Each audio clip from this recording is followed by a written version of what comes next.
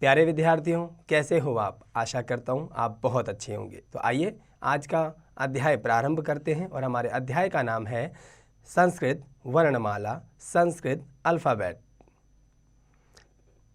संस्कृत हमारे देश की प्राचीनतम भाषा है और इसकी लिपि है देवनागरी। स्वरों के 3 भेद होते हैं। ह्रस्व स्वर अ, ई, उ, री, री। दीर्घ स्वर आ, ई, उ, री। मिश्रित स्वर ए, ऐ, ओ, औ। तो प्यारे विद्यार्थियों, आपने देखा कि हमारे संस्कृत भाषा में 3 प्रकार की जो है स्वर के भेद माने जाते हैं। ठीक है, तो पहले भेद का नाम है ह्रस्व स्वर, दूसरे भेद का नाम है दीर्घ स्वर और तीसरे भेद का नाम है मिश्रित स्वर। आइए एक बार पुनः इनको दोहराते हैं। ह्रस्व स्वर के अंदर आते हैं अ, ई, उ, री, री। इसके बाद आता है दीर्घ स्वर। दीर्घ स्वर में आते हैं आ, ई, उ, री। मिश्रित स्वर ए, ऐ, ओ, औ। अब इसके बाद आता है व्यंजन। व्यंजनों के 3 भेद होते हैं। स्पर्श व्यंजन एक, उसके बाद आता है अंतस्थ व्यंजन और तीसरे नंबर पर आता है ऊष्म व्यंजन। स्पर्श व्यंजन क वर्ग क, ख, ग, घ, ङ। च वर्ग च, छ, ज, झ, ञ। ट वर्ग ट, ठ, ड, ढ, ण। त वर्ग त, थ, द, ध, न। प वर्ग प, फ, ब, भ, म। और इसके बाद अंतस्थ व्यंजन य, र, ल, व। ऊष्म व्यंजन श, श, स, ह। लिंग। संस्कृत में लिंग 3 प्रकार के होते हैं। एक पुल्लिंग, स्त्रीलिंग और नपुंसकलिंग। पुल्लिंग बालकः, स्त्रीलिंग लता, नपुंसकलिंग फलम। पुरुष 3 प्रकार के होते हैं। एक प्रथम पुरुष, अन्य पुरुष। सः, तौ, ते। बालकः रमा, फलम। मध्यम पुरुष त्वं, युवां, यूयम्। उत्तम पुरुष अहम, आवाम, वयम। तो प्यारे विद्यार्थियों, आपने देखा पुरुष 3 प्रकार के होते हैं।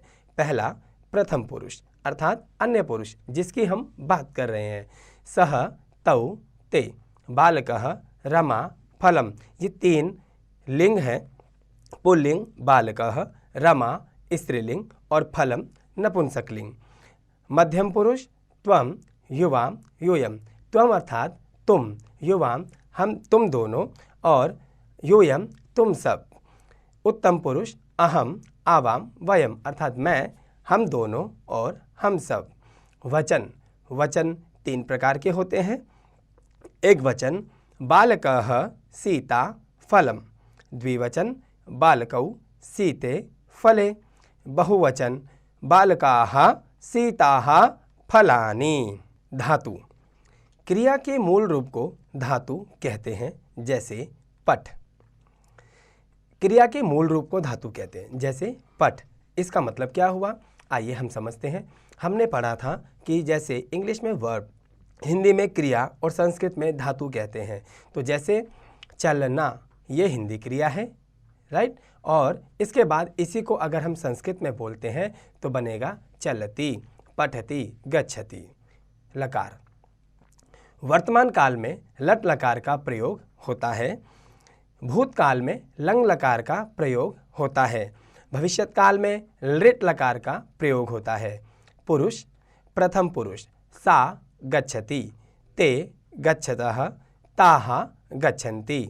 मध्यम पुरुष त्वं गच्छसि, युवां गच्छथ, यूयं गच्छथ।